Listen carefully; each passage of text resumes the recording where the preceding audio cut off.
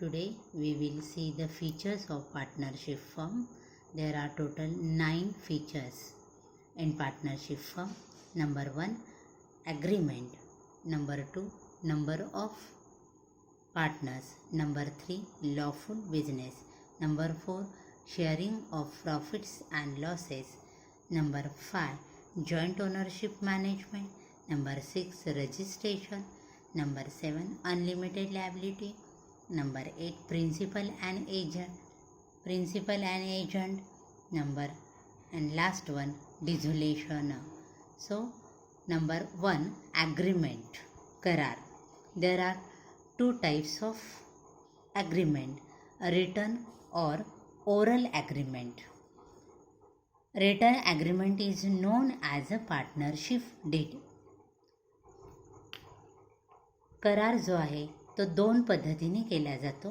एक आहे लेखी स्वरूपाचा करार, दुसरा आहे तोंडी स्वरूपाचा करार. जो लेखी स्वरूपाचा जो करार आहे तो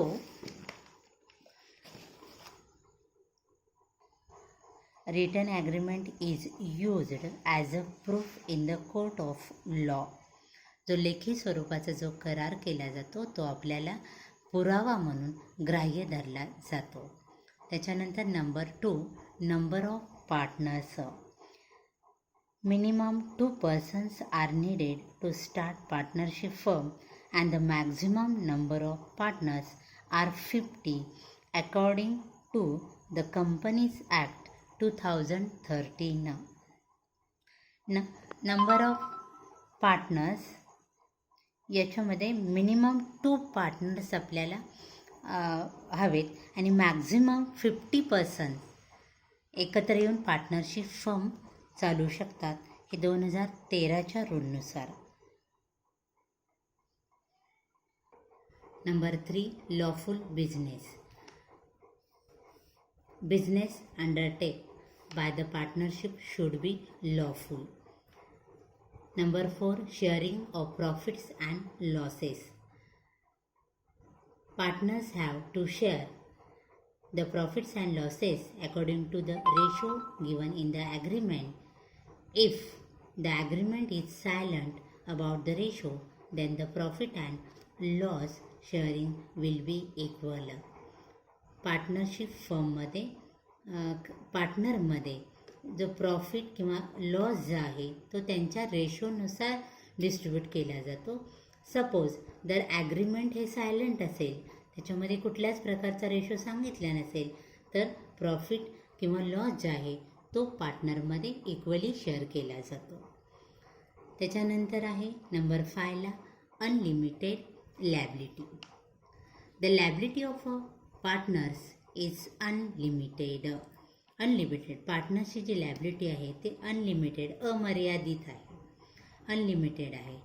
if the asset of business is not sufficient to pay the liability, then the personal property of the partners can be used.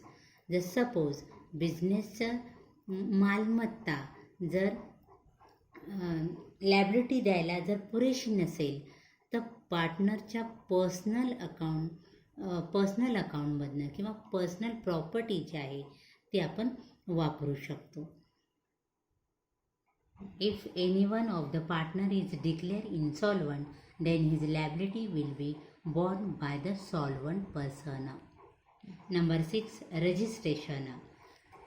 Registration of partnership firm is compulsory only in the state of Maharashtra with the effect from 1st April 2005. According to Indian Partnership Act 1932, the registration of partnership firm is optional. It means a firm may or may not be registered. Registration म्हणजे नोंदणी जी आहे, भागीदारी संस्थेची नोंदणी ही compulsory आहे. आपल्या महाराष्ट्रामध्ये compulsory 1 April 2005 पासून कंपल्सरी केलेली आहे. पण इंडियन पार्टनरशिप ॲक्ट 1932 नुसार जे पार्टनरशिपचं नोंदणी जी आहे ती कंपल्सरी नाही आहे. तुम्ही करू शकता किंवा करू पण नाही शकत, पण महाराष्ट्रामध्ये ती नोंदणी कंपल्सरी केलेली आहे. Number 7.